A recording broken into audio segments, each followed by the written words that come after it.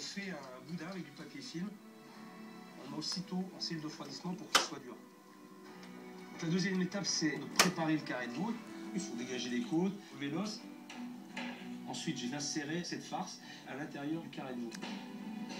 J'ai ficelé le carré pour qu'il ait une jolie forme ronde. Et je l'ai mis dans le four avec toutes les parures à 180 degrés.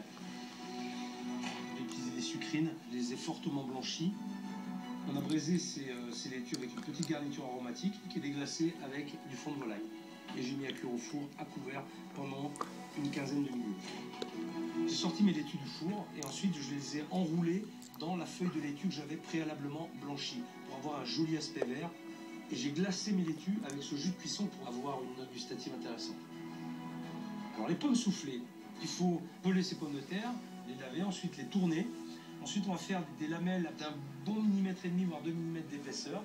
Et ensuite on va les passer dans un premier bain d'huile à 120 degrés pendant 7-8 minutes. Quand elles vont être cuites, il faut aussitôt les plonger dans un bain d'huile à 180 degrés qui va faire souffler les pommes de terre. En fait, c'est l'humidité qui est à l'intérieur de la pomme de terre, qui n'est pas encore tout à fait cuite et qui va se transformer en vapeur et qui va forcément donner cette action de soufflage à la pomme de terre. D'accord ? J'ai réalisé ensuite une croûte de pain de mie à base de mie de pain et de beurre mélangé et une autre partie avec du persil fortement blanchi pour avoir cet aspect vert. Ensuite, j'ai disposé mon damier sur le carré de veau.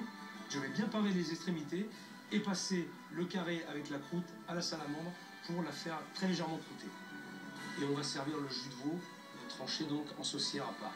Si on est bien organisé, en maîtrisant toutes les techniques, c'est quelque chose qui peut être réalisable en 1h30, c'est faisable.